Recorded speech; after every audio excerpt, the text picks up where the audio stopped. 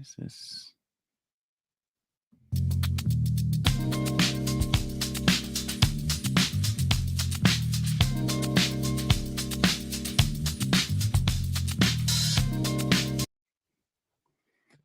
Good morning, ladies and gentlemen, boys and girls. Welcome to At the Inn of the Bat. This wonderful morning, we are going to be discussing Bruce Wayne, Batman, the creation of Bob Kane from 1939. Guys, the Batman's been around for a little bit. Joining me, as always, Mike and Sebastian. Gentlemen, how's it going? Seb, you look a little chilly. Yeah, I just didn't do my hair, so I put the toque on. To be perfectly honest, my hair's a mess, so Okay, let's let it fly, man. Let it fly, man. I went to the gym yourself. after work yesterday, so Yeah. I took a bit of a pre-workout for like my 6:00 workout session, and it's great. But for some reason, for whatever reason, maybe because I haven't taken a pre-workout in a couple of weeks, it's 12:30, and I'm sitting there like this. I am not tired. Yeah, that stuff is, you gotta watch over that stuff, man. Didn't get to bed until almost 2 a.m, and I was up at like 6:30 this morning. So really, I'm okay though. I don't actually feel that tired. So because you're still high from the pre-workout. Probably. It's like 90 Red Bulls into a cup of liquid. Also on my third cup of coffee, but that's okay. Wow. That's all right. Seb's going to have just a flat out narcoleptic crash at work, and he's just going to go face down on the bar and start snoring. That's right. It's not like I got a lot to do today either. I do, actually. Do you have to work today? Yeah. A little later on. Nice. I'm just sharing my podcast with people. So, Mike, go ahead. How's your week been, Mike? It's been good. It's, getting some exercise in and trying to figure out the future of, my running, or what little running I can do. I don't know, whatever. It is what it is. I'm just going to get myself strong and, did the working thing. Actually, I went out to a pub one night and closed it down. I didn't really drink. I don't know. For me, it's very unusual. Had some good conversation with a buddy I haven't seen in a long time. Nice.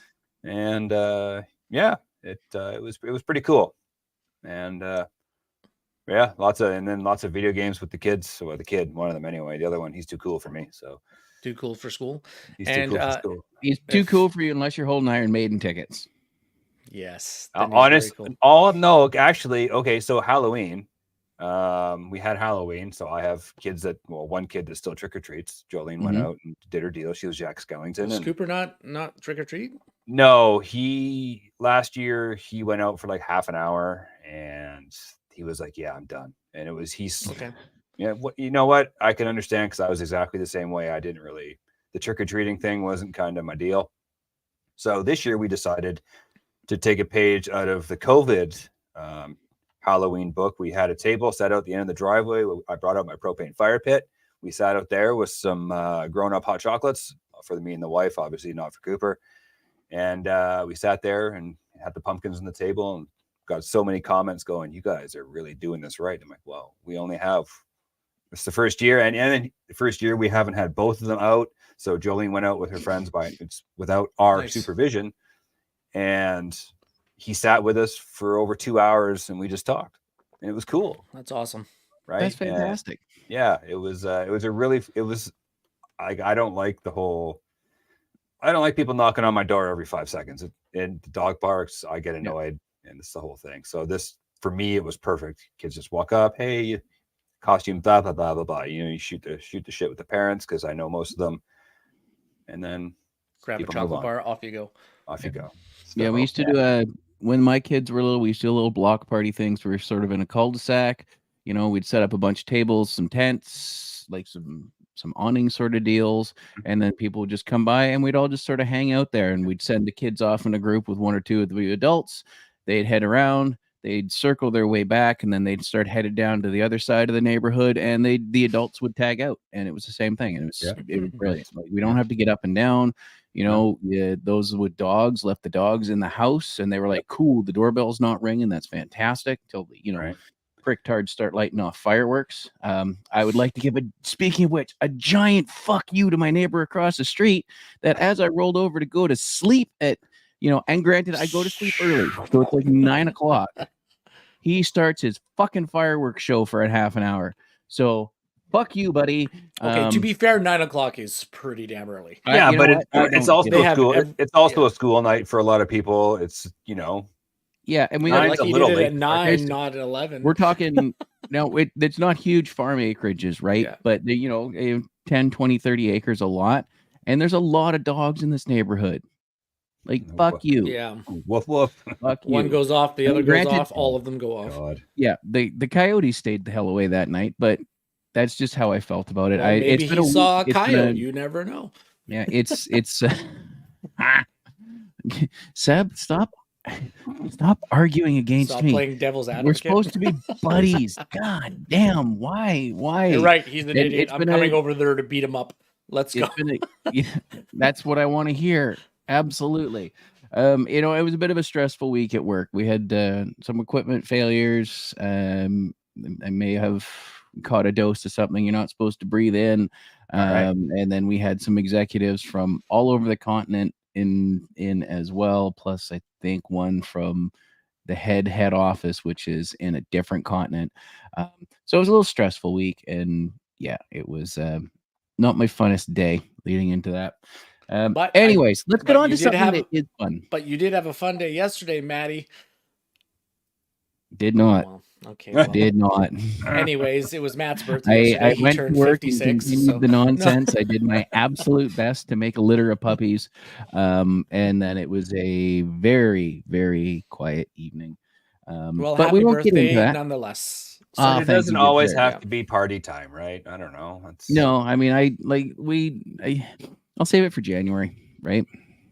Sure. Save it for January. And this was the first birthday I've had since actually getting promoted to dad, where my oldest wasn't around. I didn't actually see her. I think she's on her way over to do laundry now. But yeah, Wow. I don't know. It was How it's how not did going that down make as you a feel? top five. How'd that make you feel? That must have been a little. Did she call you at least? Yeah, she called me. She texted me at like stupid o'clock in the morning because she had to get up early for work. And I mean, we know I'm up early for work. So I mean, she was the first North American person to say happy birthday yesterday. So that was cool. Okay. No, well, there you second. go. My wife kind of grumbled it when I left for work, and she's like, "Oh, happy birthday, see you later." But yeah, so the first, I mean, I got a buddy in Tasmania, and he likes to wish everybody a happy Australian birthday, which is the night before, which is fantastic. Sure. Shout out to Jason, love you, buddy. Anyways, let's get on to something fun. So Bob Kane created Batman, introduced him in Detective Comics 27 in May of 1939. Now these comics are worth 7 figures if you can find them in decent condition. So a perfect condition, which doesn't exist. Flat out, can guarantee you, does not exist. Perfect condition Batman first appearance. How much do you think that would go for, boys? $10 million. It's up in the millions for sure. It is. It's estimated for a 6 if it were to exist. What is generally considered near mint, 9.4 on a 10-point scale, that's worth about 4.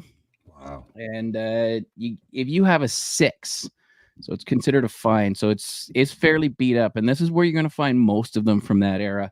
That's still going to get you $1.2 million.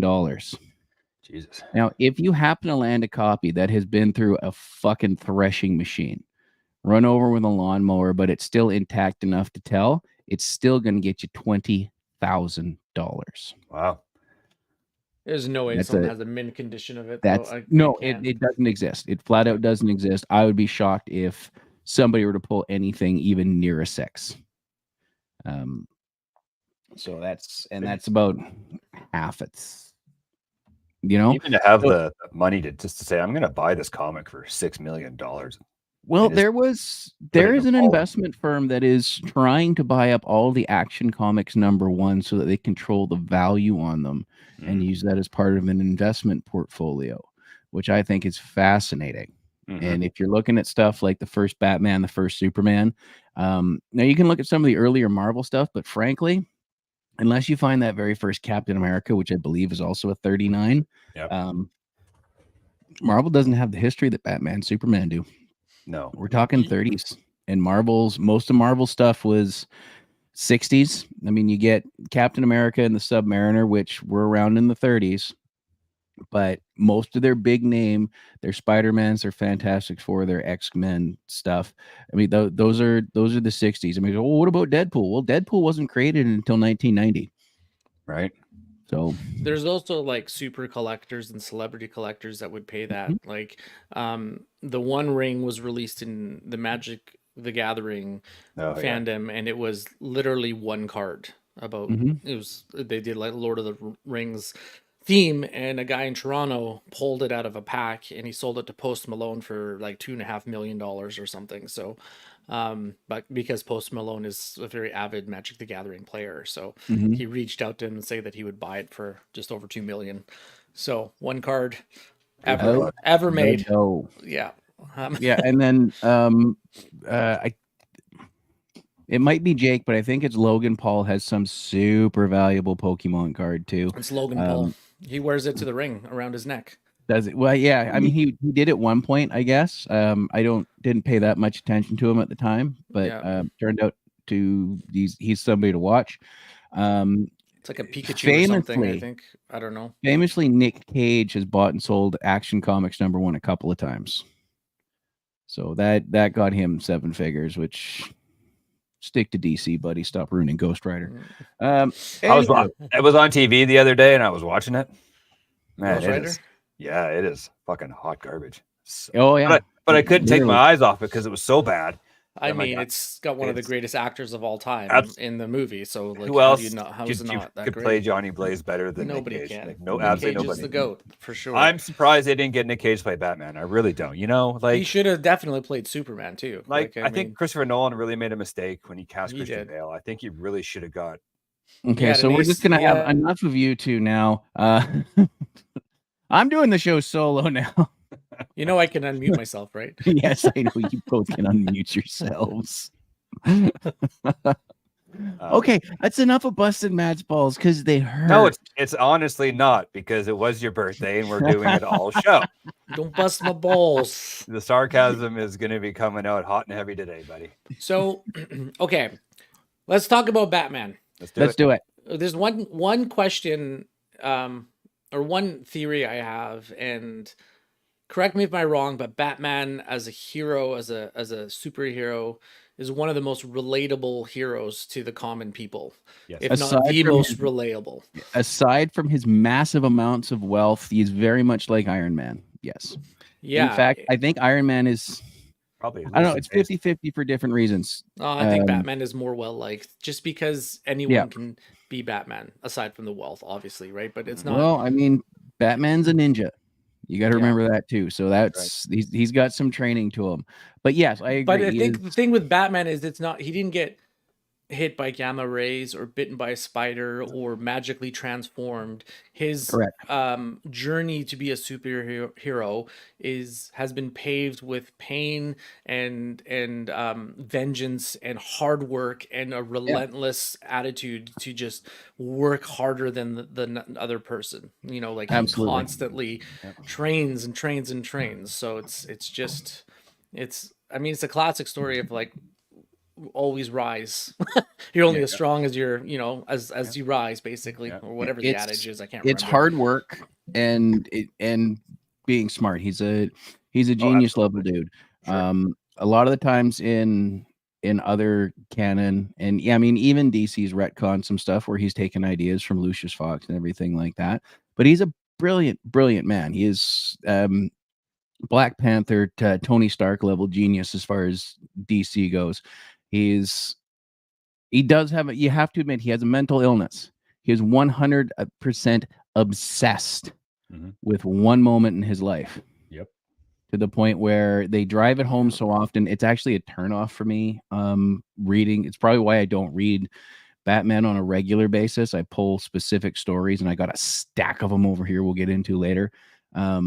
I'll pull cherry pick stories, and I'll buy the trade paperback of that, the collected edition, and read it, because it's so focused on his parents' death. Wow. So fucking focused that it's like we know, and we know you're not, you can't get rid of, balance, because you don't do what you do if you're mentally balanced.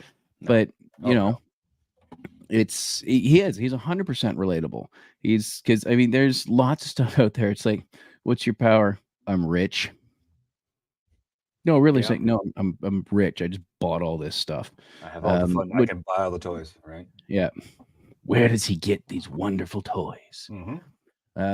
So yeah, I mean, and there's stacks and stacks. Like he's got a rogues gallery that is A to D list villains that he just runs through. I mean, obviously you have your big four, your Two-Face, your Joker, your Riddler, your Penguin, but in there as well you get Clayface, you get Bane is in there, Ra's al Ghul, who is not right. Isn't Clayface like the next villain?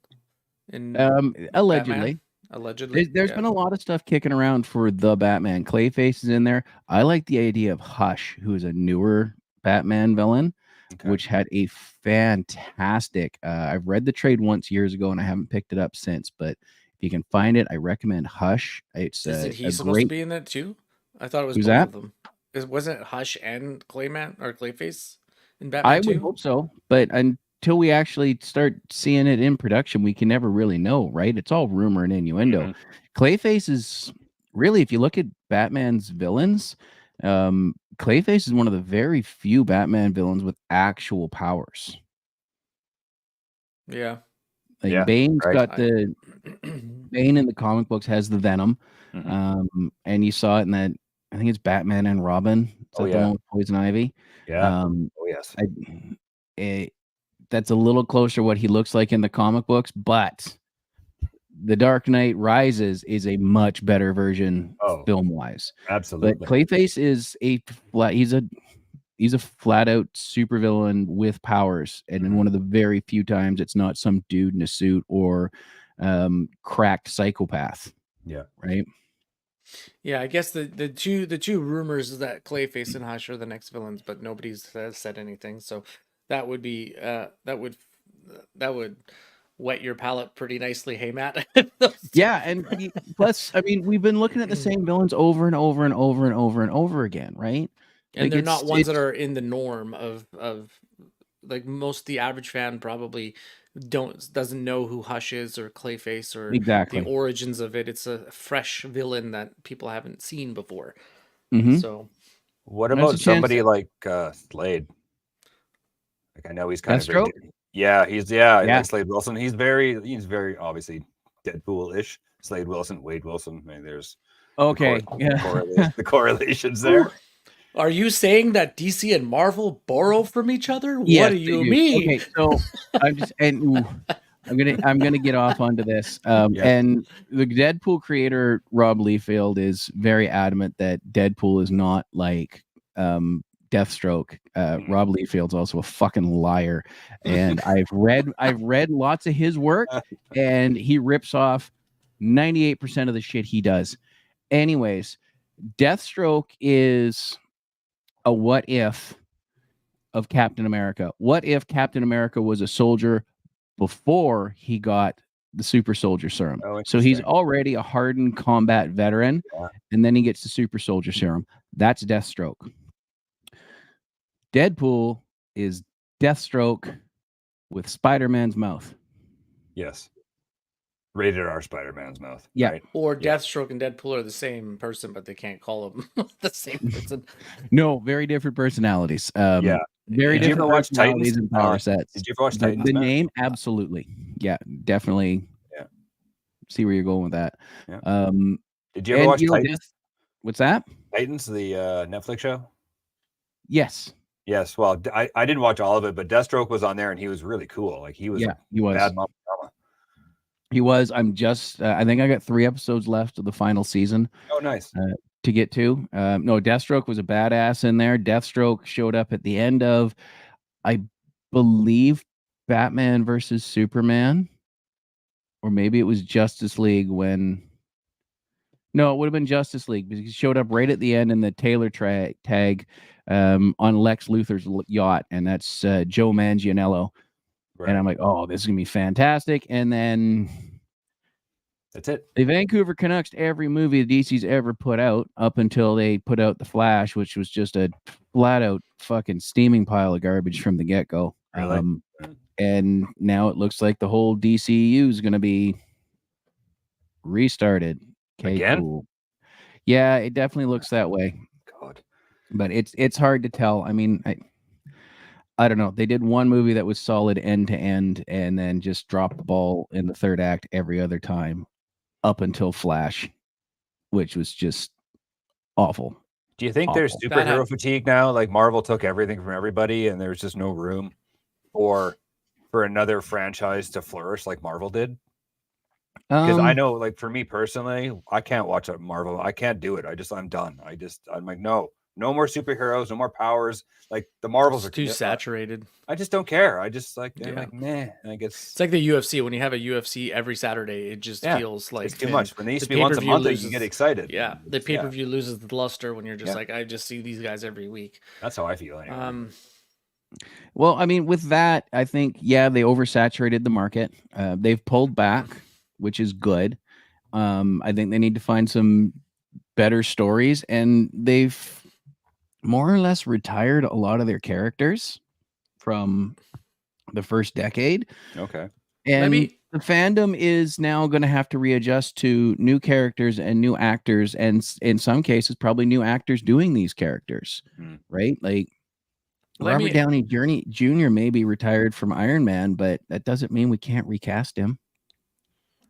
No, you can't. Let me ask you guys this question, because I am the least versed in comic book lore and Marvel and DC. Have they ever released a superhero that's a brand new in like a movie that has not been in a comic book? Or introduced, like, why not? I don't see why not. Why not? Why not make a new IP with a new character straight out of the movie, just in the movies that has no comic book attached? There is one example of almost what you're talking about. Harley Quinn was in the Batman animated show. I think we're circling back to Batman now, before she was in the comic books. Yeah. To the point where when they adapt the Saturday morning cartoons to a comic book, it's usually it's like the Batman Adventures, and it's like reading storyboards with word balloons. Yeah. That I think it was 6 or 8 issues into it, they released the one with Harley Quinn. That one's a huge collector's item. That's a hot ticket evergreen item, because Harley is now so fucking big. And that is kind of what you're talking about. Yeah. So, I mean, yeah, but like, why can't they just make a standalone character for the universe that they've never thought of before? That requires effort, and I think taking known properties is easier. It's Hollywood a big risk. Does not like doing that. No, it's a big risk to branch out like that nowadays. Like maybe in the 80s they were all over stuff like that, and whether it worked or not. But I don't think Disney would. Well, especially with Disney, they wouldn't do it. They're too hell bent on known properties and basically melting your face with oversaturation, right? Disney's also got this agenda of completely changing all of their classic stories for some odd reason. Now, the thing about Disney is, and we're way off base because it's Time Warner that owns DC, but Disney owns Marvel, Disney owns Star Wars. So it's basically they're taking the product of one company they own and then moving it to their film division. So, I don't know. Harley Quinn is probably the best example of what you're talking about. And Mike's exactly right. It's pure lazy, because you can turn around. I mean, right behind me, there are dozens of movies in those boxes. Dozens of movies and TV shows. Some of them literally. Why not just adapt it? Right. That way you don't have to find a good writer. You just have to find a writer that can adapt something from a good writer. Sometimes they fuck it up. If you look at the X-Men movies, most of those have been just some terrible hack ruining Chris Claremont's work. Anyways, Batman. Yeah. Let me ask you guys a question. We talked about the Batman animated movies last week a little bit. Mike was really intrigued by the trailer for The Long Halloween. So Kevin Conroy came in, he voiced Batman in the animated series, and he did a bunch of movies. He's probably the definitive Batman voice. I think so. I'd agree. I have a question for you. I'm going to give you 4 options. 3 truths and a lie. of who has played a Batman voice. I'm not gonna get this. Peter Weller, Keanu Reeves, Jensen Ackles, John Cena. Who has not played a Batman voice? Keanu Reeves. I'm going to say John Cena. I think Reeves has done that. Mike is correct. Keanu Reeves played Batman in the DC League of Super Pets movies. Yeah, there you go. Like I knew, but I didn't know what it was. There you go. Look at me. Yeah. So it's John Cena hasn't played him. John Cena. John Cena has yet to play Batman, but who was the first? Who was the first one you said again? Peter Weller, RoboCop. Peter Weller, yeah, RoboCop. I mean, you said John Cena, and it's so out there that I thought it's probably true.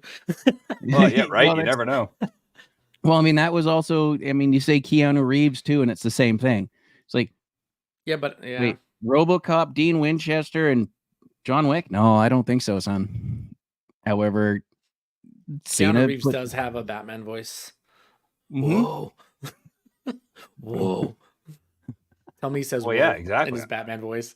Whoa. So, Mike, did you actually get around to watching that Long Halloween? Did you find it? I did not find it. Well, I found it. I was just too cheap to pay for it. So whatever. Yeah, boy. I had the same problem. Right. And because I just don't feel I need it. Hey, things are expensive these days, man. You got right. And keep it. I currently keep an eye on Adult Swim on because they do rotate the stuff through there. There's a couple of good ones on there still. Also, highly recommend The Dark Knight Returns. That's also a two-parter. A very famous story. Frank Miller that wrote Sin City did this one. I mean, he redefined Daredevil, then he went over to DC and did the Batman thing and just knocked it out of the park, over the wall. Brilliant. To the point where they actually stole one of his famous tropes for Batman versus Superman. So that scene where Superman takes the nuke into space and then is just blown up, an emaciated, skeletal zombie Superman up in space. That came from The Dark Knight Returns. Oh, really? And aside from, actually, pretty much the whole fight with Batman versus Superman with Batman in the armor was taken from there. Because I mean, Ben Affleck played an older version of Batman, Bruce Wayne, in that one, and that's exactly what it called for. Is he's older, and this is what The Dark Knight Returns was. It's an older Batman being dragged back into, or an older Bruce Wayne being dragged back into being Batman long after he's retired. Man, I honestly think Ben Affleck was done dirty in Batman. I think he's a great Batman. Me too. I have no problem with him being Batman.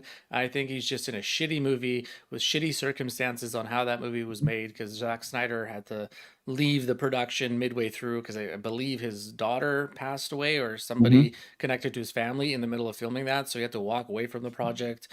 And then was it Josh Whedon who came in and finished it and cut like, how do you walk into a Zack Snyder picture and try to make it your own when like the entire tonality of how it was filmed is so different, right?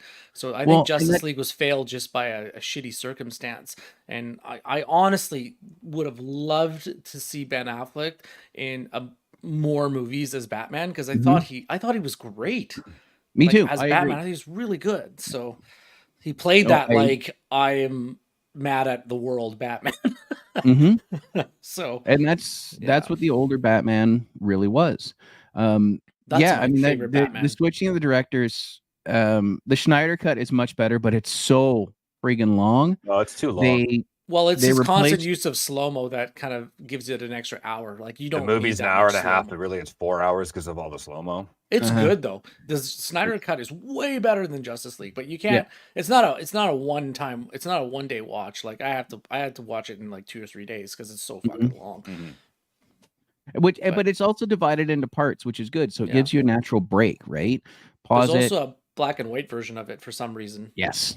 Oh, the black and white version's awesome. Yeah. It helps that last act fuck up of the terrible special effects to see it in black and white because it's not as glaring. And that's really a huge thing with that movie is they fucked up the last act. They fucked up the villain in in the first version, in the Whedon version. Steppenwolf, fuck off. They fixed it when they put Darkseid in there for the Snyder cut. That's exactly what you needed was Darkseid. And I think the thing that really hurt them, other than the shit special effects, is the Avengers ripped off the Justice League origin for their movie.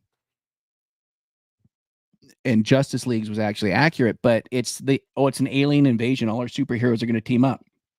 Oh, I saw that 3 years ago in the Avengers. Right. I'm like, yeah, because the Avengers ripped off the Justice League origin story. They started with it's the Avengers versus Loki, which was how it happened.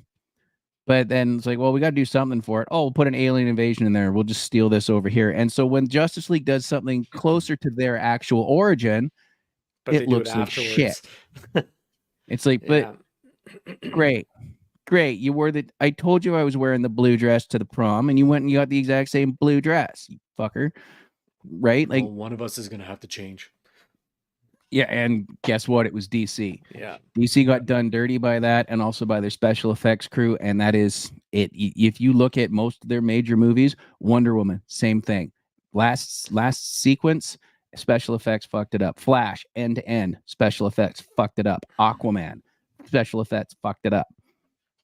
It's just the way it is. I think my stance with DC and Marvel has always been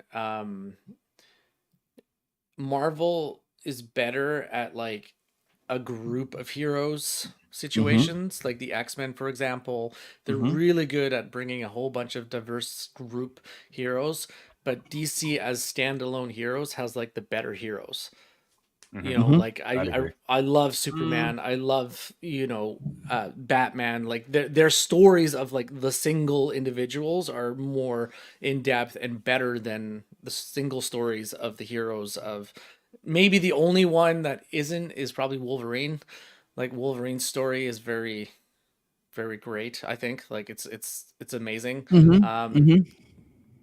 But I think it's a little thin on the Marvel side per individual hero, composed to like the depth of like Batman, the depth of Superman. That's just my opinion. I don't know. I think they hit. Yeah, I see where you're going there, because those are. I mean, I guess you'd call them the A squad, but DC really only has two of them. Sorry, Wonder Woman don't cut it. Green Lantern don't cut it. They're B plus for sure. But Batman, Superman, where it's at. Marvel, yeah. I mean, they got Spider-Man and they got Wolverine on that level. And just because there's a much deeper history, we're talking 3-decade plus history on Superman and Batman, it's really hard to catch up. But I think Marvel's B plus roster is fairly solid with, the likes of Venom, Daredevil, Moon Knight, Ghost Rider. But I see your point, yeah. and I guess the A heroes of DC are better than the A heroes of Marvel, but the B heroes of Marvel is vastly outmatched for the DC B heroes. I guess. Yeah, and DC can't do a team book to save their fucking life. Yeah, it's that's me. I'm a Marvel guy though. I got hooked on the mutants. Now there's a big argument out there on who played the best Batman. I had a buddy that was adamant that it was Michael Keaton. He's fucking wrong. So to counter that, I would always say Kevin Conroy, because he's never seen the Batman animated series and it drove him mental. I think, as always, you have to put it into two categories: who played the best Batman, who played the best Bruce Wayne. I don't think you do. I think you have to find the one that did the best job at both. George Clooney. Keanu Reeves. Honestly, I gotta lean into the two newest guys. Christian to be Bale honest and with Robert you, Pattinson. I mean, I think for the era that they're both playing, and I would like to see them just keep doing parallel movies, because the worlds don't have to connect. Like that's some weird fandom thing that we don't. I think Affleck did a great job of both. And I think Robert Pattinson did a phenomenal job of both. Yeah. I watched the Batman on Halloween. Yeah. When I was here by myself, and I'm like, they did such a good job. And I was one of those guys that went, "Oh God, Jesus Christ, not Ben Affleck." I mean, he fucked up Daredevil. I'm like, and you're getting the glittery vampire guy now too. I was wrong Do you think Uh, Christian Bale's performance of Batman is elevated just because he's surrounded by so much greatness in in those three movies? You have Christopher Nolan directing those three movies, which is one of the greatest, best directors working today. You have Heath Ledger with an Oscar performance. You have Tom Hardy, which is not far off an Oscar performance. And then you have Liam Neeson in the first one. So when you're yeah, and you got surrounded by such a cast, like your and you got performance is just Gary Oldman, elevated. and you got Yeah, Michael Caine, yeah. and you have The guy from Game Maggie of Thrones. Gyllenhaal, and like the Don't casts are forget great. Katie Holmes, And baby. yeah, Oh, I yeah, I like Katie Holmes. I me thought she too. did a great job. I don't know exactly what went sideways there, getting her back. She apparently didn't want to do the second one. Okay. I heard Tom Cruise wouldn't let her because they were married at the time. But hey, that's I looked it up actually a couple weeks ago, and yeah. she just didn't. She just Really? wasn't interested in doing the second one, so Interesting. they had to find a replacement. I think they did a fantastic job. I Yeah. think aesthetically the two are very different. I think they both did a great job. And I'm going to disagree with you. I think he fit in quite well with that cast. I don't think he was elevated. I think he played his role. We discussed this a Yeah. few weeks ago, where that Batman was exactly what Christopher Nolan wanted, and that's what Christian Bale executed. Yes. Right. Yeah. So I don't think like Christian Bale people as can Batman. shit on Bale's performance or his Batman voice all they want. Christopher Nolan wouldn't have let it hit screen if it wasn't exactly what Christopher Nolan wanted. Yep. Right. He asked him to do the voice, so don't hate on Christian Bale for the voice. Hate on Christopher Nolan. And I would bet you that they sat down and they did voices for hours, or Bale went and did voices and gave him choices. It's like, no, that one's not it. That one's not it. That one right there. Right? Like, sorry, that's what Nolan wanted. I'm putting that 100% on Nolan. Everybody went, oh, Christian Bale's. No, you dumb shit. Christopher Nolan is. You sound like every keyboard warrior out there. That's amazing. Yeah, right? Christopher Nolan wanted what Christopher Nolan wanted. And that's why Christopher Nolan's movies are so good, because he does micromanage it, I guess, for the lack of a better term. Not that I've ever worked with the man. He's very specific on how he wants it. Yeah, Mike. So back to Seb's question, Mike. Who do you think's doing the best, Batman, Bruce Wayne, or the combo? What do you think? Well, like Bale's great. Don't get me wrong. I was a Keaton guy for 1,000 years. Like I was like, no one's better than Keaton. Blah blah blah blah blah. But then Christian Bale kind of. Well, because I recently rewatched the 3 Dark Knight movies, and I paid a lot more attention to these movies because I had seen them before, and I didn't like the first 2 very much the first time I saw them. Like I didn't like the Dark Knight the first time I saw it, and I think that's why. No, it didn't resonate with me. I like Dark Knight Rises much more. I need a minute. This is where you're going to argue with me. So need a minute. Go. Yeah, go. I think you take Heath Ledger away from the Dark Knight. Forget Heath Ledger was in it. Okay. It's ordinary. It's an ordinary Batman movie. Yeah. Okay, you take Joaquin Phoenix. No. Stop. Let him finish. Let him finish. Dark Knight Rises, the story, Bruce's story is one for the ages. His fall, his rise, all that stuff. Bane's story, with the twist near the end with Ra's al Ghul and his daughter and all story. Spoilers. Blah, blah. Who cares? But the twist, and because right before Bane was blown across the room, I felt sorry for him when Miranda was talking about how Bane saved her and all this stuff, and he's a protector. And this Tom, it was all Tom Hardy, because the look in his eyes made you really feel that he loved her like a daughter, and he would do anything for her. And he knew he was getting sacrificed, and he didn't care. But I think The Dark Knight Rises is a better movie than The Dark Knight, aside from Heath Ledger. Heath was the movie. Yes. I didn't care what was going on in The Dark Knight unless Heath was on the screen, because he was so electric. But the rest of the movie wasn't as good as Batman Begins. Batman Begins was great.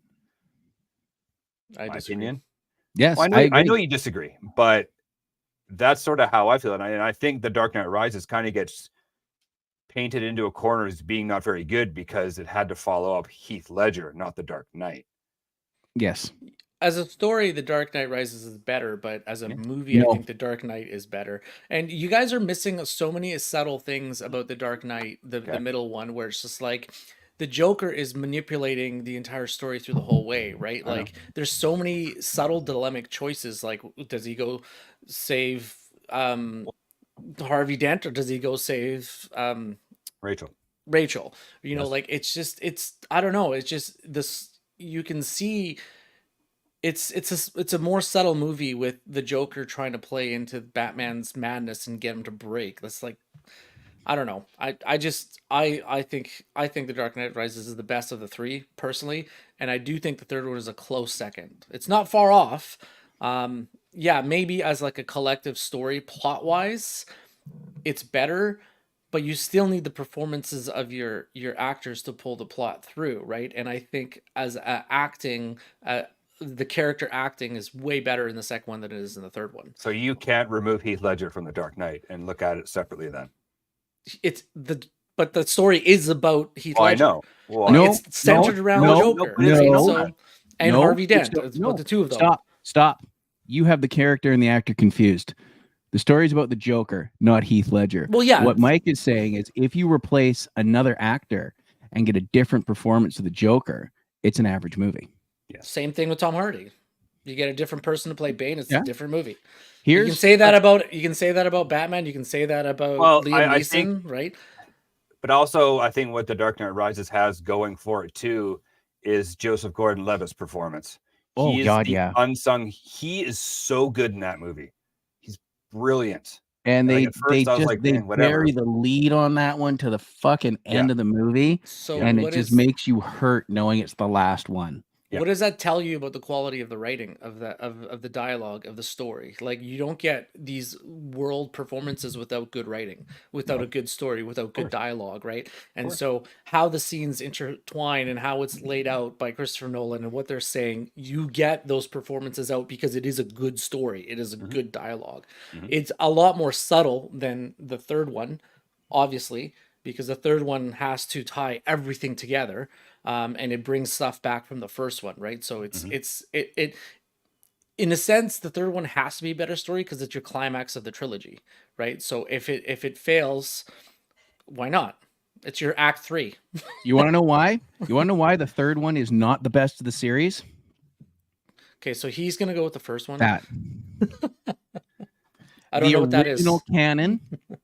If you know the original Batman versus Bane, Dark Knight Rises is Spider-Man 3. So Matt likes the first one the best, I like the second one the best, and Mike likes the third one. Would you like me to Interesting. Let me explain to you the canon they took on this. But the average person isn't going to know this, right? No, they're not, but it's a much better story, and they should have started it in at least one movie before, if not 2 in its own trilogy. So Bane becomes a thing in a one-shot comic book, shows up in Gotham. What he then does with his little crew is he blows up Arkham, blows a hole in the wall, lets every Batman villain out. All of them are now on a rampage in Gotham. Bruce Wayne has the fucking flu and has to go out and literally capture every villain in Arkham. And this takes place over, I think, 12 issues. How do you think they could possibly do that in a movie, though? Just wait. I'm not too finished. Much stuff. You sit there or I will mute you. I am not done yet. So in the first half of the story, you get an issue and he's taking out 1 or 2. You got the big bads in there, your Two-Faces, your Catwomans, your Jokers, your Penguins. He's got to get all of them. And this is taken in his life, it's taken a couple of days. He finally gets them all done. He walks into the Batcave. He goes up to the mansion and something's wrong. And there's Bane. So he has put Batman through the ringer with literally his entire rogues gallery in the span of a day or two while he has the flu, and just beats the piss out of him. Beats him up, breaks his back, humbles him. Insert Iron Sheik quote here. That's only halfway of the story. The other half of the story is the replacement Batman, who is not Dick Grayson. It's a completely different character. Goes and he's told, stay the fuck away from Bane. You aren't ready for him. Stay the fuck away from Bane. And he turns it into the bat suit into a suit of armor, which you can see there, and takes Bane out. This is about 24 issues. I think this was about 6 months worth of comic books, because they ran it through all 4 Batman books. So every week you got another chunk of the story, and it was fucking phenomenal. And The Dark Knight Rises took the key pieces out of that, the same as Spider-Man took the key pieces out of the whole Venom saga over the span of 2 years, mashed it together, and fucked it up. I don't think they fucked it up, man. It's ranked as some of the highest ranking superhero movies ever created. Oh, I'm not saying it's not good. I'm just saying if you know what he actually put Batman through to get him to that point, not as good. But going back to Mike's point, Okay. yes, the third one is a better story, but I think the second one is a better movie just because of all the acting performances in it. Like, it elevates it to Sure. epic status, to be honest. But you know what? It's like you're arguing you're arguing over 2 of the best champagnes in the world. Like, it's just flavor at this point, right? Like, second movie's great, third movie's great. They're like, I think, within a couple rating points of each other, are they not? Yeah. I mean, the fan ratings, they're all pretty close. I mean, I personally like the Batman Begins as my high watermark for that whole. I think they started and slid. Yeah. Because I can definitely see Mike's point of, if you don't have the Joker in the scene, as good as it is, it doesn't move as well. And no offense to Maggie Gyllenhaal either. No, like, she's a great actress. Like, she's phenomenal, but I didn't like her in The Dark Knight. I didn't like her, Rachel. It was just, yeah, she. It I was was a bigger fan of Katie Holmes. Yeah. I would have liked to see what Katie Holmes could have done if she was on board, but she didn't want to do the second one. So what can you do? Fair enough. Like, whatever. you don't have a choice, right? You're just. Yep. But to answer your question from three days ago now, my favorite Batman. Oh yeah, that's what we're talking about. Right. That's where we started, but then I got on the tangent, and then we just. Yep. But yeah, tangents galore, into the weeds. I got to say it's Pattinson though. I think Pattinson for that Batman, because he's that dark and broody. He's the Robert Pattinson Batman, right? He wasn't given a lot to say. He was just given, like, it's just his persona, his aura, and I just found he was more, not imposing is the wrong word, but he was just more into. I know Seb's gonna yell at me and tell me it's Christian Bale and blah blah blah. No, but I like Robert Pattinson. I prefer the darker Batman, like that style of Batman, than even Keaton. Keaton was great. Same. Whatever. I like the dark style too. Right. Yep. And Christian Bale, there was darkness to him, but there wasn't darkness to him. Right. Like, I liked the Christian Bale stuff when he was in the pit, or when he was training with the League of Shadows and Batman Begins, and all that stuff was awesome. But I don't know. I just prefer our Pats. Here's a question. Can you see Pattinson's younger Batman? Because I mean, we're only a year or two into it when he's doing this, right? Yes. Because Gordon's still lieutenant. Yeah. Can you see him growing into Ben Affleck's Batman? I think that's why I like them both, is because I can see it's almost like a before and after shot. Where you can see that what he's going to go through with Robert Pattinson is going to be a perfect bridge to what we see happening with Ben Affleck's. Yes. Now I need to go back and watch Now I need to go back and watch Batman v Superman and Justice League. Dude, Ben Affleck is a great Batman. My major problem, and you guys will probably slay me for saying this, with the Robert Pattinson Batman movie, it's not him as Batman. I think he's great. It's the 2 hour and 56-minute runtime of the movie. It's like 30 minutes longer than it needs to be. There's a big lull in the middle of the movie where you're just like, can something please happen? I love it. Yeah. And Paul Dano plays a great Riddler. Too long, Mike. It would have been, you know what? It would have gotten another star rating if they cut out 30 minutes of fluff in the middle of the movie. I want to see the extra shit. I want to see the extra shit they cut out. That's what the director's cut is for. But for the it's too long. It's 3 hours long. It doesn't need to be 3 hours long. There's not that much stuff in it to warrant it being 3 hours long. I mean, we discussed this a few episodes ago where basically since the inception of film, there were limitations on what you could do because you can only put so much film through a projector. You can only put so much film into a videotape. You can only put so much data on a DVD.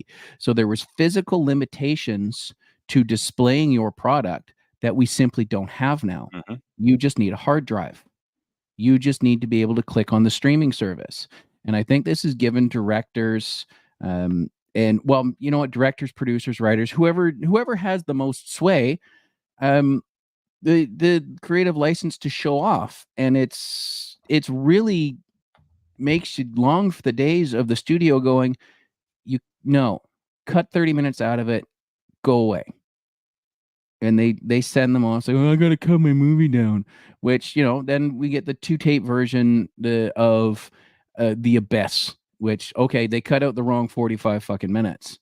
Great. But nobody's gonna sit in the theater for that. No. Right? You're asking someone to sit still for 3 hours. Like the average person doesn't want to be in a theater for 3 hours. Look at that new Scorsese movie with a full credits or trailer package. It's 4 friggin' hours. Seems to be what he does now. Like even that, The Departed was like 4 hours too, right? It just Departed's a great movie, and so was The Irishman. And it's that's the one I was thinking of, The Irishman. Sorry, my bad. And it's not that it's not good. It's just like you now have the technology to let these guys off the hook. And you could absolutely. And people, well, what half hour are you going to cut out? You don't cut out a half hour out of the middle of the movie. You take 30 seconds off the end of one scene. You take 45 off the other. You might drop this 1 minute scene over here. You go through it and you edit the whole thing down. You don't rip an entire chunk out unless that entire chunk is a scene that's like, this B plot doesn't need to be here, which is what they did with The Abyss. But even then, it's like, we're going to take this 15 minutes out and this 15 minutes out and this 10 minutes out over here and this extra 2 minutes in this scene. You take 3 seconds out of this establishing shot, 4 seconds out of this establishing shot. You can streamline it down. Yeah. Like Oppenheimer was 3 hours long, and it's essentially 2 movies in one, so it kind of shifts right in the middle to a different type of movie, which is very interesting. So it didn't really feel like it was 3 hours, but like it's you're asking a lot for someone to sit 3 hours in a movie theater. And with new Scorsese film, I'm not going to go see it in theaters. It's too long. No. I'm just going to wait till it comes at home, and then I can watch it and pause it if I need to go to the bathroom or something like that, right? But the Batman was 9 minutes longer than The Dark Knight Rises. Are you sure? Well, he's looking it up. Unless the fucking Google is telling me lies, young man. Yeah. Rises is 245, begins is 220. You're right. It is. Thanks. Yeah. I mean, you can see him. He's looking down at his phone. And even if you go something like Interstellar, which Interstellar was great, that felt fucking long to me. That I loved it, but it felt long. The Batman, for me, when it ended, I was like, oh, fuck it. I'm like, holy shit, it's been 3 hours. Dude, why does the Batman, to me, the Batman feels way longer than the Batman Rises or the Dark Knight Rises. I don't know why. It just feels way longer. And a lot of people thought that same thing, right? And it's the pacing, and I love the slow pace. I don't know. I was enamored with Pattinson. I was enamored with Zoe Kravitz, even Colin Farrell as Oz. Let's Colin Farrell is the Penguin there. Like, done makeup department. You cannot tell that it's him unless you see the name Colin Farrell. Yeah. And then you're still like, it's not him. Like, how do you say? Right. So I even told the wife, I'm like, you know who that is? She's like, I don't know. I'm like, that's Colin Farrell. She's like, pardon me. I'm like, yeah. Right. I'm like, that's your boyfriend in the fat suit. Like, come on, man. I don't know. And I even loved even the casting of the Batman. If we're gonna stick there, Andy Serkis as Alfred, different, but really good, super different. But he needs to be younger though, right? That makes sense. Yep, he's younger, and I thought he fit really well. I think interesting casting choice. Actually, the parallels between him and Michael Caine, like it's very. I think he was channeling his sort of younger Michael Caine in the Batman. And even Jim Gordon. I don't know who the actor who played Jim Gordon was. Jeffrey Wright. He's been a bunch of stuff, and most notably recently Westworld. Oh, okay, I never watched Westworld. Who did he play in Westworld? He was the programmer. Right.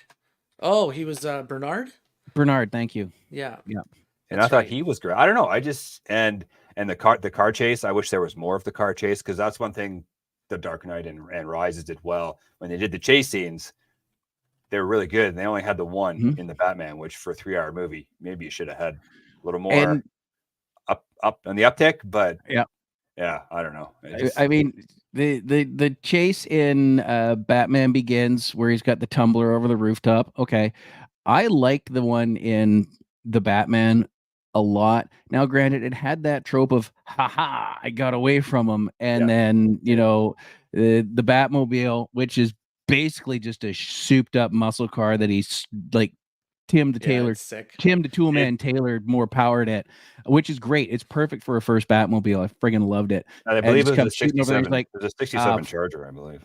Yeah. What, you mean you don't like the black space tank in the Christopher Nolan series? No, I never did. That part bugged me. Like I got what around. Is that thing, man? It's right. Like... I got around on it. I thought it was I thought the copter was way better.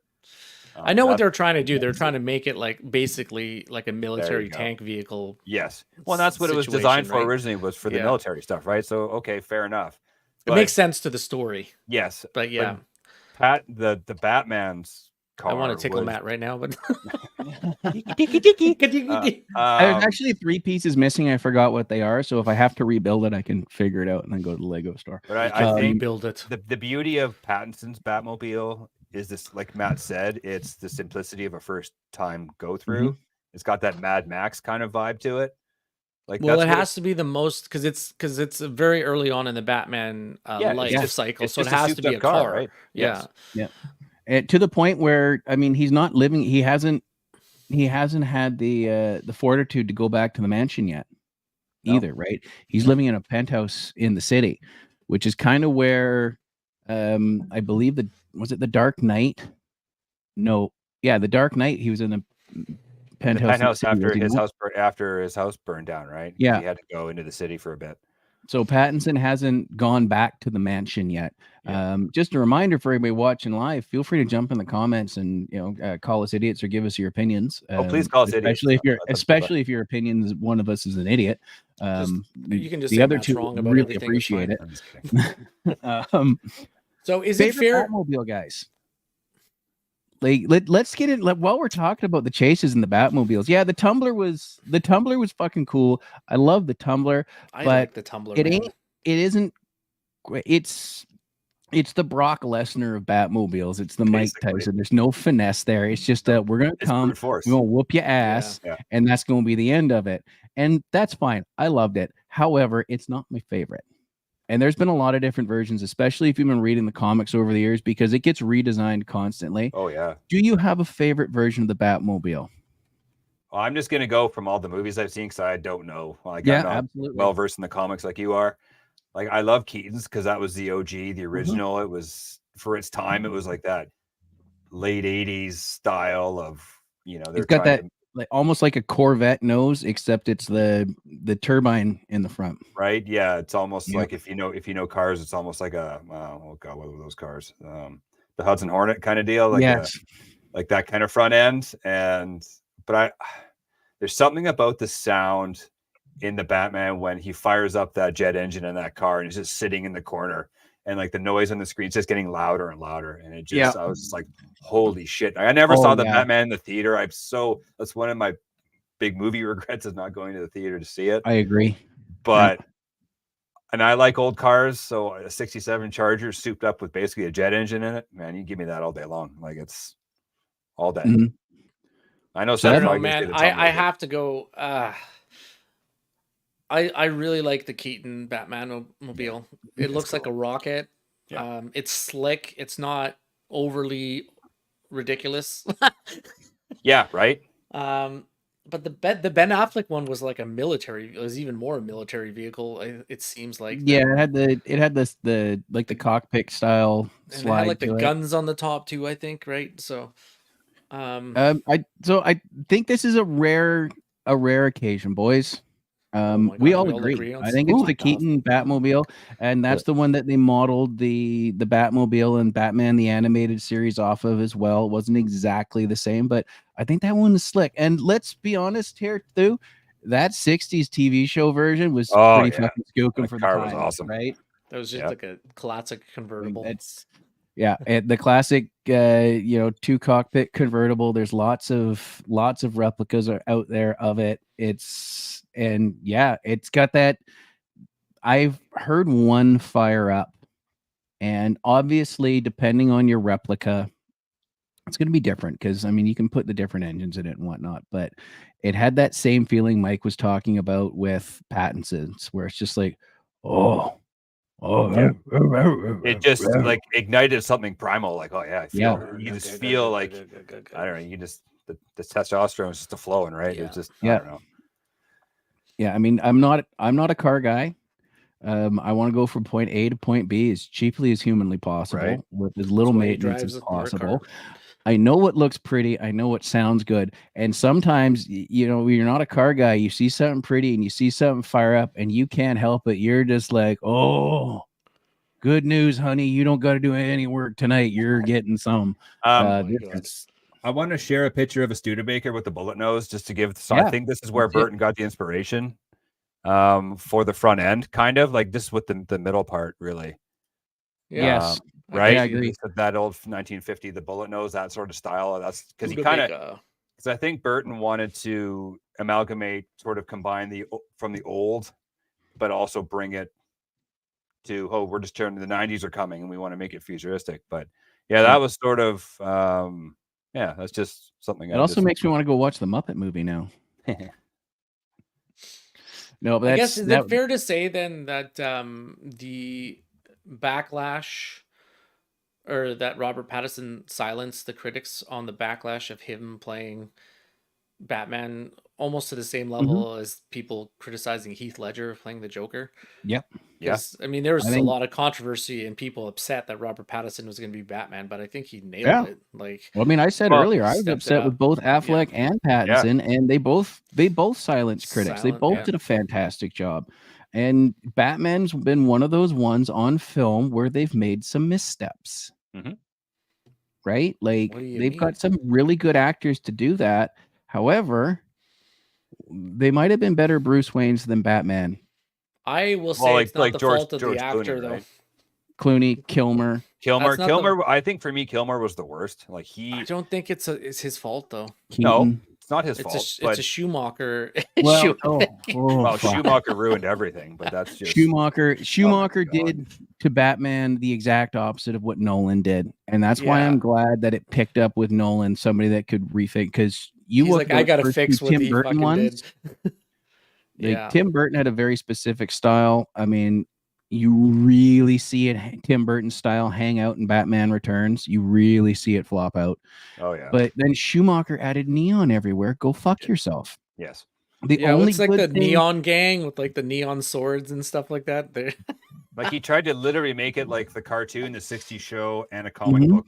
He tried to make a live action comic book for real. Live action comic. And I remember going to the theater to see Batman and Robin. Of course, this is kind of pre-internet. Like no one knew anything. Oh, new Batman. I was, Forever was okay. It was whatever. Jim Carrey, whatever. And then so I'm like, okay, Clooney's cool, and whatever. And Arnie's going to be in it. So at the time, 1,000 years ago, I'm like, man, I was so gunned to see this.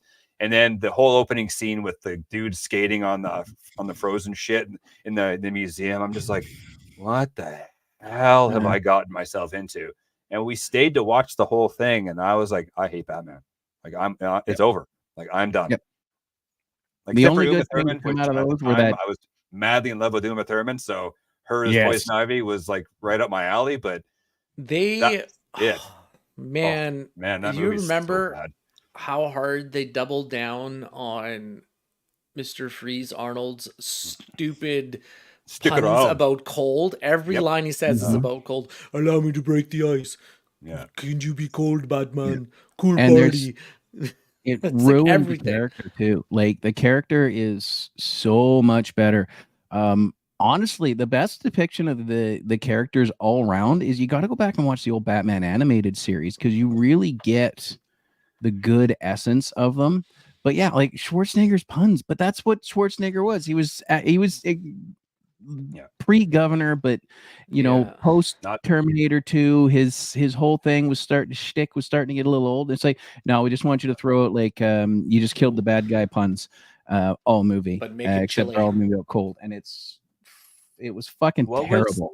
What was that Schwarzenegger movie with Jamie Lee? Oh, True Lies. True Lies. That was a good movie, actually. That was solid, right? Because I think that was post Batman was pre True Lies, and I think True Lies kind of brought him back a little bit. Yeah, he was making some. By then, he was making some stinkers like Batman, Eraser, or whatever else. I mean, the mid '90s were not kind to him. After True Lies, like everything was just seemed to slip downhill. Yeah. I don't know, man. Like low key, one of the best movies he's ever done was Kindergarten Cop. That was actually really freaking good. I wouldn't even call that low key. I mean, we quote that on a daily basis. It's like, so good. Like, how many times has somebody said, I don't know, it might be this, and it's like, it might be a tumor. It's not a tumor. Right? It's like it's the gift that keeps on going forever now. Man, but, right? I tried watching that with the kids when they're a little bit smaller, and it's actually quite a dark movie. And I'm just Kindergarten like, Cop? Yeah. Like the content is just, aside from the shit in the school, the rest of it is like, 5-year-olds should not be watching this. Yeah, right. But that was the '80s. A gangster's looking for his son. He's gonna murder people. Right, he's gonna kill everybody and take kids out. Mom's killing people. Right. Yeah. But yeah, I think the only good thing to come out of there was two. Those two Schumacher Batmans was that 3-patty like brioche bun hamburger at McDonald's. That was fantastic. And other than that, Chris O'Donnell as Robin. Like Chris O'Donnell did a really good job as Robin in those two movies. Well, he was a whiny little shit, so I guess he did a good. It worked. It worked for what they were going for. So bad. And you'll also note there hasn't been a Robin on screen since. That's what I was just gonna say. I think there's a Robin coming soon. And Robin, because of Dark Knight Rises, right? You didn't get that until you did get it. though. 10 seconds left in the movie, and it's like, oh my god, that's amazing. And but at that point, it's like, oh, for sure, not fucking doing a fourth one. This sucks. So correct me if I'm wrong, but Robert Pattinson is signed on to do 3 Batmans, correct? I believe the third one after that. So what's next after this? What would you guys like to see after Robert Pattinson? Is there something that they haven't done in the Batman verse that is really that you guys would know more about it than I would? Because Matt would know more than me too. Well, I think after the Pattinson 3, I think they need to give it a break again. And I think that's what like the Nolan one, because when was Rises? 2012? Yeah. Some shit like that. No. So they gave it. No? Yeah. Something like that. 12, 14. It was a good like 6 years or so, I think. Wasn't it? Let me look it up. I think I'd like to see Robin come back as like Nightwing or something and do some fun stuff like that. But I don't know if it's feature film. I'd rather see. Well, he did it. Titans kind of did that. A really good version of it. Yeah, absolutely. Dark Knight Rises was out in 2012. Okay, so they gave it like 9 years or 9 year break, and with the strike going on, this is gonna like now it's gonna like it'll be before we get the Batman 2. It's gonna be 2027 the way things are going because they haven't even started anything and they can't do anything. Yeah, it's slated to come out in 2025. So no, it'll be 26 at the earliest, I think, with the strike going on. IMDb says 2025, but I mean. Okay, so I have expected October. Oh no, never mind. It says pre-production expected October 3rd, 2025. So yeah, 2026. Year or two. Oh, so I have 2 suggestions for stories. Yeah. For Pattinson or after is go with the Sword of Azrael. Azrael is the character that they had take over when Bruce had his back broken. He's a badass. It's got a flaming sword, and it's wasn't that the cat from the Smurfs? Sorry, yes. I had to, man. Yeah. I couldn't do it. Gargamel. Not the first time I've heard that joke. Gargamel. That's what I was thinking of. Badass. He's a BC level character at this point. Wait, is there lasagna involved in that storyline? No, it's Garfield, dude. I know, but it's related. Okay. Oh no, that's the Smurfs, isn't it? Yeah, we're talking Smurfs, dude. Oh god. Oh my god. Seb, you just Man, I just smurfed that right up, didn't I? You smurfed it so hard. You were mentioning off the top of the show that you're still wired and wide awake. How's that turning out for you right now, That was amazing. What? That was awesome. That was so good. And then the other one, and I've just started reading this. It's the sequel to one. this is called City of Owls. This is based off. It's relatively recent, based off of a reboot DC did of their whole universe and sort of brought everything out of their original origins, so that's a little more relatable to today. Because when you look at a lot of these things, it's like he came out in 1939. Are you sure he went to see The Mask of Zorro, or was he at a different movie when his parents got killed? So it was there is sort of an Illuminati type thing in Gotham City. It's called the Court of Owls. They have all these assassins. I think you get a solid movie out of that. I think that is a really good tale. I would have liked to have seen Azrael as a character in. I would have probably dropped him into the Batman Begins as a side character, and worked his way through there, so that when Bruce was in Dark Knight Rises in the pit, he was leading the resistance in Gotham, and just, and then, probably gets his ass kicked by Bane, and Bruce comes back in time to save him, sort of thing, or what. Yeah, they kind of did that sort of with the resistance with Gordon Levitt, right? Just to, yes. And you know what? Use the guy that's Robin. So, right. I mean, fair enough. Yeah. But I mean, Gordon Levitt could have they could have called him Jean-Paul Valley, and just I'm very religious, and then it's like, no, I'm super religious, and he just sort of in the big battle is like, oh, you have a armor and a flaming sword. What the fuck is this? Yeah. Which might have gone a little over the edge, but I would either go with Sword of Azrael or the City of Owls, Court of Owls storyline. As far as what's next, I like the City of Owls. It sounds cooler.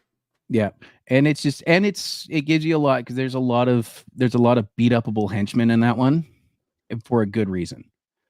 Cool. Okay. Right? Like, you can't just be beating up mobsters all the time, and that kind of gets old, right? It does. And then, I mean, go back to the Batman's 60s TV show. Hear me out. Alien invasion. They won't do it. Well, I mean, Batman has also fought the xenomorphs from Aliens and the Predator, so that is not necessarily the worst. Batman versus Predator would be kick-ass. All them and their fun toys and shit. That'd be dude. That would actually be. It would be fun. It wouldn't. The Predator needs to branch out to do other movies. Predator versus Deadpool. They should do Predator versus Superman. Predator versus Wolverine. Yeah, they've done. That's Predator versus Wolverine is actually an ongoing Marvel comic. Is it really? Right now, I have the first 2 issues of 4. That's so awesome. Batman versus Predator. Oh, hell yeah. There it is. And they've done three volumes of that. Great story, because the Predator whips his ass until, Bruce goes, I need to go and upgrade my suit. Right. And it's great story. They did a really, really good job of it. I mean, it sounds like hot garbage when it's like, sure. When it first came out, it's like, Batman versus Predator, that's stupid. It turned out really good, and it's really hard to get the original issues now. Oh, there you go. So I want Batman to go to space. To fight Jason X. Just no. Well, that was, as soon as I said it, I'm like, oh god, that's Jason X. But I don't know. Just put him in, like, it'd be fun to put him in the Expanse, universe and have him go to see it. He rolls into Tej's garage with the Batmobile, and fucking they Fast and Furious that shit into space. Yeah, like put him in the Expanse universe in the near future, where we're traveling in our sort of our solar system, and have him just go clean up all the assholes on all the space stations. I think that'd be fun. And future Batman is a thing. Batman Beyond. I wasn't a huge fan of the show, but it's an older Bruce doing the role of an Alfred or an Oracle, and it's there. You could pull it off. I mean, it's like, what the fuck's a bat? I don't know, some Earth thing. Did you ever watch the cartoon Teen Titans? Because I know I have smaller kids, but I have seen a few episodes of it. Yeah, shows it's funny as shit. It actually it's all about fart jokes, and it's just it's really juvenile. And every time, because Batman's in it sometimes, like he'll have a cameo, and every time he's in it, he's camping with Commissioner Gordon, and they're a sleeping bag giggling together. It is the funniest thing. And all they do is show 5 seconds of them laughing in the same sleeping bag. and then they just move on to the next thing, and it's just it's pretty good. I think I saw the movie because my wife did before and after school care for many years, and that was the boys' favorite show. So I was like, Teen Titans Go. I'm like, okay, cool. I can't handle this because I like the Teen Titans that beat the fuck out of Deathstroke. I'm gonna go read a comic book. And they even had Michael Bolton was on. He played like some sort of music playing like fucking cat, and then they ended up running him over with a car. And actually, the Teen Titans movie wasn't bad, and there was a whole sub story of I don't know, but anyways, they had these like songs. CeeLo Green did a song in this episode arc. The night begins to shine. It's so catchy. It's just Gnarls Barkley. I don't know. The show was incredibly stupid, but if you like fart jokes and right, and fart jokes that from will be right up there. Not just from Robin, is from and Cyborg. It's played by the guy who played. He was on The Walking Dead. The king. He was King Gabriel. Ezekiel. Sorry, Ezekiel. Yeah, he was Ezekiel on The Walking Dead. And man, he's such a great sort of voice actor because he's also in. He's in a lot. He's I in did a lot of stuff. Research on the other night when I was watching the Batman on who was doing voices for stuff, and they got some big names, and Ezekiel is in a few of them. Usually as Cyborg. Yes. So I mean that was pretty cool getting the voiceover done. It is what it is, man. It's so far out there. Again, and I know I've been hammering on this, but guys, if you get the chance, if you got an hour, or if you're sitting there playing games and your TV's near, check Adult Swim. See what the Batman stuff or even the DC stuff period is going on there. The Dark Knight Returns is fantastic. Long Halloween's fantastic. But above all else, the adaptation of this little beauty. The Killing Joke. Mine is different from Mike's. Mine has the pink label, which this is the 3rd edition. By the way, I told my buddies at the comic shop that what you have the 1st edition. Their jaws dropped. They're like, is he getting it slabbed? I'm like, he's going to bring it down. I'm going to have that done. Next time I come down, we'll get together. I'll bring it down. We'll go in. And that's one thing I wish when we were at Toy Traders. Thinking back now, I should have brought it with you.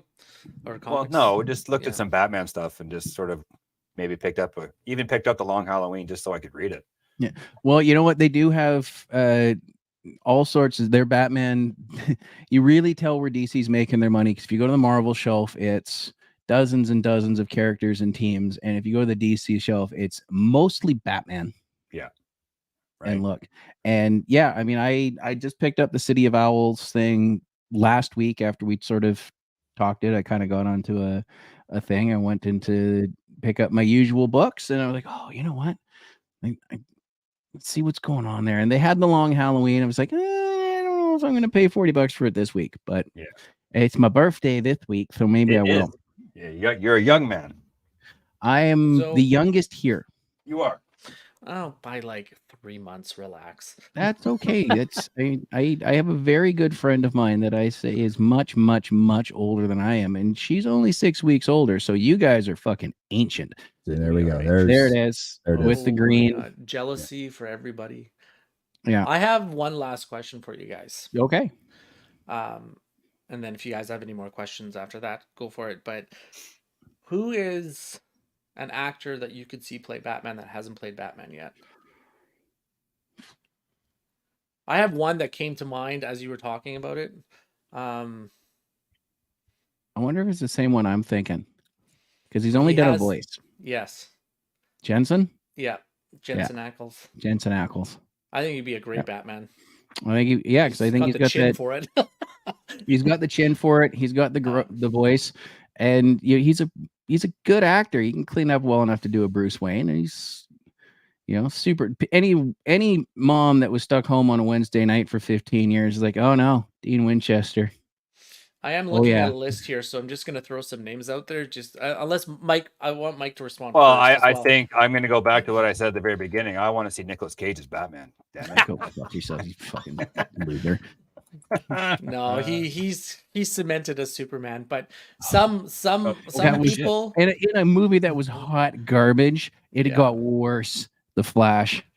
So here I'm looking at some stuff online here. I'll just throw out a couple names just Okay. to get your reaction of it. But Michael Fassbender. No. Why not? No, No. I don't. I think he's too. No, I He's think too he'd be Magneto, I know, He'd be but, yeah. overshadowed by Ben Affleck. Jake Gyllenhaal. No. Really? No. Dude, he's buff. I could see Jake as a villain. Maybe a Mr. Freeze or a Man Bat. Here's one kind of off the board, but Alan Ritchson. He plays Jack Reacher in the Amazon series. Oh, he's big. Like he's a big guy. big dude. Yeah, and he's got that. He's yeah, got and he the was in Batman chin. He Mike, actually you would has the know him. Batman chin. He was Hawk in Titans on That's Netflix. right. Yeah. Oh, not as Batman. I couldn't see him as Batman. Yeah. He's too big. He's too big. He's big. He's a big dude, man. I could see him in the John Paul Valley Azrael role. Yeah. I could see him as a side character. The other one they have, which will never happen because he's so much Superman, but Henry Cavill. But he's Superman. Yeah, it's Superman. You can't do them both. Yeah, I would agree with that if he hadn't done Superman yet. I would be all over that. The other two, one is Tom Ellis, the guy that plays Lucifer in the TV series Lucifer. No. Or Jamie Dornan, the guy who plays Christian Grey in the 50 Shades series. Him. He reminded me of I couldn't even picture him. He reminded me more of a Superman type guy. He would make a great Bruce Wayne though, because he's got the swagger of like being rich and stuff. Mm-hmm. Yeah, that's it. That's all I got. Okay. Worthy of, but Jensen Ackles. Yeah, Jensen Ackles, I could definitely see. Sure. I think you've served up a great sort of rounded out a great cast for a series of Batman movies there with some of those. Yeah, some of them could actually play the villains. Yeah, you're right. Yeah, you would fit some for villains, some for just one of the Robins, because there's Robins, there's we've had Dick Grayson, we've had Jason Todd and a bunch of other Robins. There was a female Robin in there a couple of times, and Red Hood, Nightwing, Red Robin. Like there's so many supporting characters. I think you've really rounded out a great cast for a series of Batman movies there. But I would go with Jensen because he's also kind of between Pattinson and Affleck age-wise, I believe. But now that I think about it, Pattinson might be older than I want to admit than you think he is. What about the guy who on Titans who played like the OG Robin, like the actual Dick Grayson, the cop? I like him. He's really good, and he reminded me more of like a Bruce Wayne type guy in the show than Dick Grayson. Because the other one, the shorter guy, that was also Robin. He was more of a Robin to me, but the other one, the Damian Wayne one, yeah. But the first one, like the actual cop, I thought he was. I'll give you two more that are. One is kind of all right, and the other one is off the board. So Ryan Gosling. No. He's way too pretty. He's way too pretty. No, I can't see Gosling. No. Gosling would be a good Hush. And then the other two that are kind of off the board is Kit Harington, Jon Snow. No. Or the guy, or Richard Madden. That plays, it's funny. I thought of Richard Madden. And I'm like, maybe Rob Stark could. And I'm like, no, he's too proper. Yeah, I mean, I think Richard Madden also I could see in the Hush role.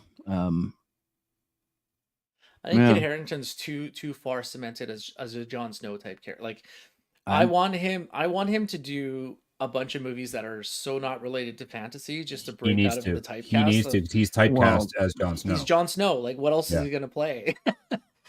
What was he?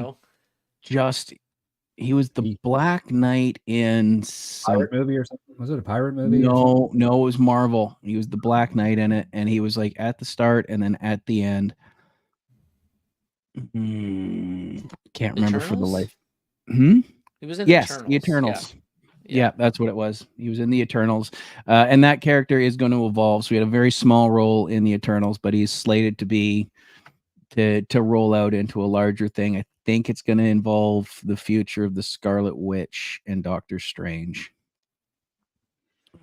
What about Cumberbatch then? If we're talking Benedict, he's Cumberbatch, so good as Doctor Cumberbatch, the Strange. future Alfred. Good point. Yeah. Yeah. Okay. Yeah. Yep. And I didn't like give him a didn't like- decade. He'll make a great Alfred. That's true. I didn't like Doctor Strange because he didn't have his regular accent. He's got the greatest voice, and he ruined it by covering up that English accent. In my opinion. Yeah. Dude, Michael Fassbender could be a good Doctor Strange. Yeah, but he's Magneto. I really like his Magneto. Yeah. Well, he's arguably one of the best Magnetos. He's a younger Magneto. We're kicking close to an hour and a half here. Yeah. We'll go here. We'll go all day. One last favorite Alfred, real quick. Michael Caine. Yeah, Michael Caine is so good. I think we're gonna. It's hard to argue that. Like he's just so genuine, and like, he's the perfect Alfred for and sure. with a big nod to Gollum, Andy Serkis. Serkis was great too. Serkis, a big nod there, and Alfred has had. And we didn't really discuss the Gotham TV show where it was young Commissioner Gordon. That it was okay for about the first half season, then they just started dumping supervillains in there when Batman was still 12. But Michael Alfred in that did pretty well as Alfred as well. The actor that played him in the first Batman with Michael Keaton, he was a good Alfred because he did the first four, right? Because I think so. Yes, he was the only one that did all four. Because he always made those jokes about Bruce looking a little bit different. Yes, so good. Solid, absolutely solid. And then we didn't even touch on the Batman video games, the Arkham Asylum series. If you haven't played that, I highly recommend it. I need to play it. My kids played it. He says they're awesome. Yeah, they're great. It's a trilogy, and then there's an Arkham Origins, which was farmed out to a second company, but it plays exactly the same. Oh, cool. It also really good. So it's the trilogy and an add-on. I've played them all through, and then I turned around, I played them all through with IGN guides, so that I was getting all the little bits and pieces, and it was all of them fantastic. Nice, absolutely loved them. I think it's up until Spider-Man, probably the high watermark of superhero games. Cool. All right, boys. Have you played the new Spider-Man game? I have not, but I was actually thinking about picking that up today. It's your birthday. You should. Or you can just pick up World of Warcraft because new expansion. Oh, it's like fucking crap. Don't do it. No, take my money. You have to remember, we have the computers are all in the office, and I could take my laptop elsewhere, but I like my family. Yeah, hang out with them. I like them too. Yeah, I mean, I'm down a couple right now, but that's fine. Kids move out. It's fine. Yeah, they're at that age where they're going to explore their own life without your guidance, and then come back because they don't have guidance and they need guidance. And they'll say you were right. Yep, that happens. Right. Well, I think one of them's here doing laundry right now, so maybe she'll actually say that. But it's a Batman podcast. There's no crying in Batman. There is no crying in Batman. All right, gentlemen, it's been fun as always. I'd like to thank everybody that joined us here today. There's still a ton of meat left on the old Batman bone. That sounded weird. Whoa. And we're just going to keep rolling through that. So maybe we'll get back to some more stuff on this. I think next week we're going to be solemnly discussing our holiday and some depictions of why we're doing it in cinema. So it's Remembrance Day up here in Canada.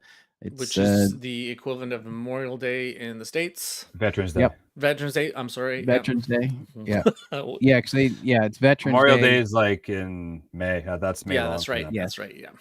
That's their May long. But yeah, we'll be digging deep into that. We'll probably be talking about. I know my family has had some connections there. I have some of my grandfather's stuff. Yeah, I we mean, all have. Your family was over in Poland, so you might have some interesting stories. My grandmother was born in the 30s, so she was a child when she lived through World War II. Interesting. Yeah, so I've join seen us some shit over there. Join us next week. We'll get that one wrapped up before 11/11. Well, hopefully what you before did there. 10:30. Yeah, right. Thank you, gentlemen. It's always been fun. Love talking the Batman, and find those movies and go read some comic books. I don't know what I just did there. I don't know what that is. What are you doing? I was doing like a double gun kiss salute or something, and it just looked really awkward. Yeah, it's Okay, see ya. I'd say I edited that out, but I'm probably just gonna make a meme out of it. Yeah. Good afternoon, ladies and gentlemen. Bye-bye.